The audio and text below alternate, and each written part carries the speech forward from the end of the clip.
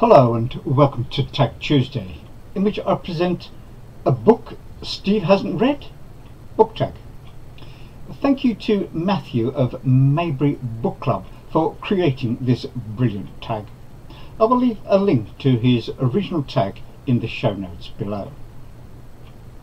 I thought long and hard about which books I could fairly suggest that Steve hasn't read. My object was not to find ways to trick Steve, but to pay respect to the breadth of his reading and to honour him for the contribution he makes to BookTube, and to take this opportunity to publicly acknowledge the great affection in which we hold him. So my take on this tag is to pair books I think Steve might not have read with books that I am fairly sure he would have read. So I'm pretty sure that Steve would have read Boswell's Life of Johnson, and maybe even Boswell's London Journal, and so he may also have read Boswell's column,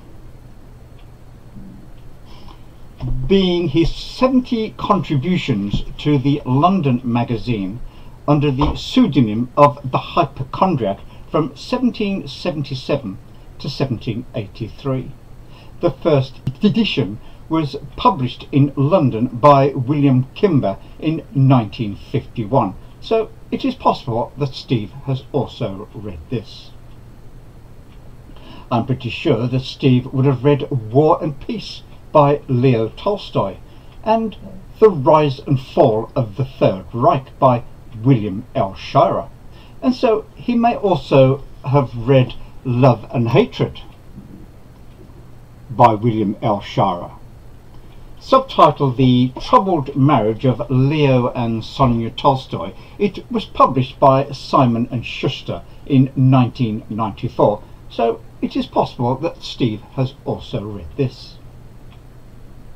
I'm pretty sure that Steve has read Ulysses by James Joyce, and the biography of Joyce by Richard Ellman, and so he may also have read John Stanislaus Joyce by John Wyse Jackson and Peter Costello. This is the voluminous life and genius of James Joyce's father. It was published in London by Fourth Estate in 1997, so Steve could have read it.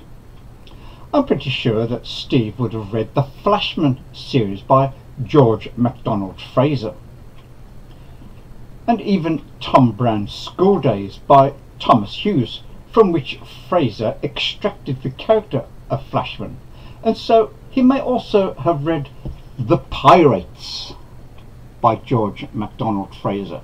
It was published in 1985, so Steve could have read it. I'm pretty sure that Steve would have read Jane Eyre by Charlotte Bronte, and The Secret of Prisoner 1167, Was This Man Jack the Ripper by James Tully, and so he may also have read The Crimes of Charlotte Bronte by James Tully, subtitled The Secret History of the Mysterious Events at Haworth. It was published in London by Robinson Publishing Limited in 1999, so Steve could have read it.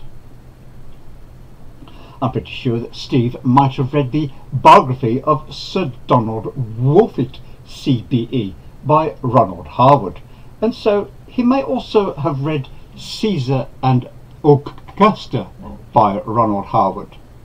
It was published by Sacker and Warburg in London in 1978, so Steve could have read it.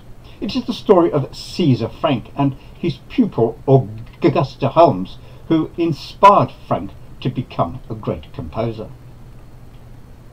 I'm pretty sure that Steve might have read the 2-volume biography of Charles Lamb by E.V. Lucas, and so he may also have read Mr. Ingleside by E.V. Lucas.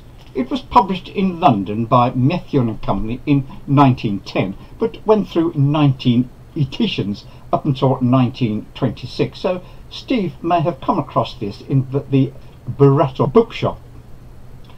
I'm pretty sure that Steve may have read The Fall and Rise of Reginald Perrin by David Nobbs and Pratt of the Argus, and so he may also have read The Cucumber Man by David Nobbs. I'm pretty sure that Steve will have read Stark and Gridlock by Ben Elton, and so he may also have read Inconceivable by Ben Elton. Elton wrote the script for the movie that was titled Maybe Baby in the US. I'm pretty sure that Steve will have read the poetry of Byron and Shelley and biographies of both of them, and so he may also have read Recollections of the Last Days of Shelley and Byron by Edward Trelawney. It was published in the UK by Robinson in 2000, so Steve could have read it. And now here's a quick recap, and I'll be back on Thursday with my December mid-month wrap-up.